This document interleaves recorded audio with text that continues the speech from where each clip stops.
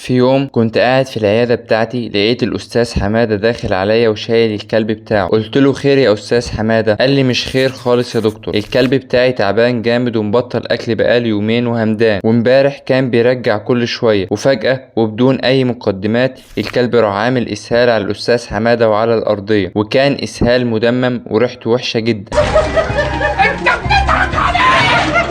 وهنا انا توقعت ان الكلب عنده بارفو. سألته عن عمر الكلب، قال لي 4 شهور. سألته اخد التطعيمات بتاعته ولا لا، قال لي لا. اخدت الكلب، قست درجة حرارته لقيتها 37.5، وحسست على بطنه لقيت الكلب بيتألم جامد. بصيت على الميوكس ممبرين في عينه وبقه لقيته بيل، وعملت له السكين تنت تيست، لقيت درجة الديهايدريشن عنده عالية. اول حاجة عملتها قبل ما اكمل التشخيص بتاعي اني علقت له محلول رينجر عشان اعوض السوائل والالكترولايتس اللي فقدها، وحطيت التيوب بتاعة المحلول في مية دافية عشان ارفع درجة حرارته. وبعدين قلت للأستاذ حمادة في احتمال ان الكلب يكون عنده بارفو، فاحنا هنعمل اختبار عشان نتأكد، والاختبار ده اسمه سناب بارفو تيست. وفعلا العينة طلعت ايجابية، والكلب كده عنده بارفو فيروس، وده مرض فيروسي خطير جدا خصوصا على الجراوي الصغيرة، واللي ممكن يتنقل للكلب بتاعك عن طريق حاجات كتير، زي ان مثلا الكلب بتاعك ياكل الفيزز مكان كلب مصاب، او ياكل اكل مكان كلب مصاب،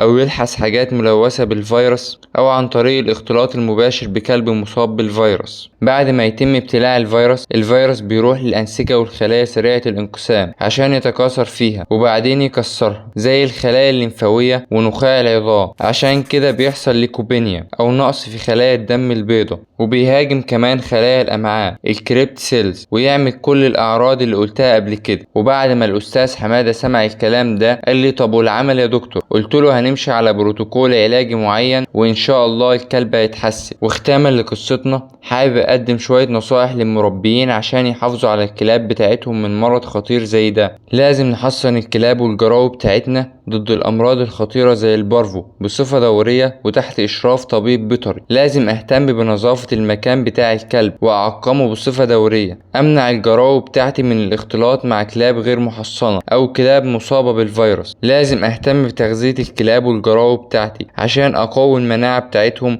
واخلي الكلب يقدر يقاوم اي مرض. واخيرا لو ظهر على الكلب بتاعك اي اعراض مشابهة للاعراض اللي ظهرت على كلب الاستاذ حمادة، اتحرك فورا لاقرب عيادة بيطرية، عشان كل ما تتحرك بدري كل ما زادت فرصة نجاة أليفك. سلام.